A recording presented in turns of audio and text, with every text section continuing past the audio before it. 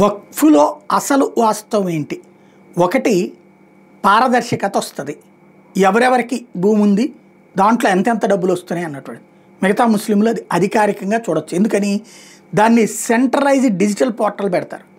ఆ డిజిటల్ పోర్టల్‌లో ఈ బిల్డింగ్‌కి ఎంత అద్దె, ఈ షాప్‌కి ఎంత అద్దె, ఈ ఆస్తికి ఎంత అద్దె అనేది రాస్తారు. అప్పుడు ప్రజలకు వాస్తవం తెలుస్తుంది. ముస్లిం సోదరులకే వాస్తవం తెలుస్తుంది.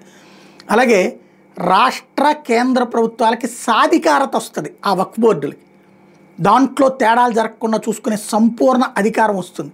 అట్లాగే మహిళలకి అలాగే ముస్లింల్లోని అణగారిన వర్గాలకు కూడా అందులో ప్రాతినిధ్యం వస్తుంది. అలాగే రిజిస్ట్రేషన్లు అనేది ఒక సిస్టమేటిక్గా జరుగుతాయి. సర్వేలలో కలెక్టర్లని చేర్చడం ద్వారా రేపు పొద్దున సవాల్ చేసే అవకాశం ఉండదు.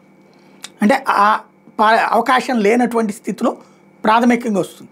అయితే దీనివలన నష్టం ఏం జరుగుతుంది? ముస్లిం సమాజానికి సంబంధించి కొంతమంది ఎవరైతే రైతు చేస్తున్నారో వాళ్ళు ఏంటి, మధ్యవర్తి ఇప్పుడు ఈ స్థలం నాది అంటాడు. ఇప్పుడు బెంగళూరులో విజయపుర మాది అన్నారు, 1500 ఎకరాలు. రైతులందరూ గొల్లుమన్నారు, అరే బాబు మేము తరతరాలుగా 100 ఏళ్ళ నుంచి 200 ఏళ్ళ నుంచి మా కుటుంబాలు సేద్యం చేసుకున్న భూమి మాది కాకపోవడం ఏంటి అని చెప్పేసి. అప్పుడు మధ్యవర్తి వస్తాడు, వాళ్ళకి ఎంత డబ్బులు ఇస్తే వదిలేస్తారు అని చెప్తారు.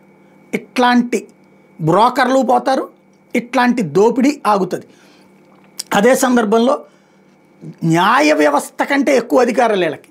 వీళ్ళు ఇష్టం వచ్చింది ఏది మాది అని చెప్తే, లైక్ మహారాష్ట్రలో కనుక వినాయకుడి టెంపుల్ కూడా మాది అని చెప్పడం, అట్లాంటి జరిగినటువంటి పరిణామాలను. తమిళనాడులో శివాలయం మాది అని చెప్పడం, అట్లాంటి వేరే వాళ్ళకి సంబంధించిన ఆక్రమించుకోవడానికి కుదరదు. అట్లాగే సర్వేలు లేకుండా ఇష్టం వచ్చినట్టు తీసుకోవడానికి కుదరదు. అదే నచ్చట్లేదు ఇప్పుడు.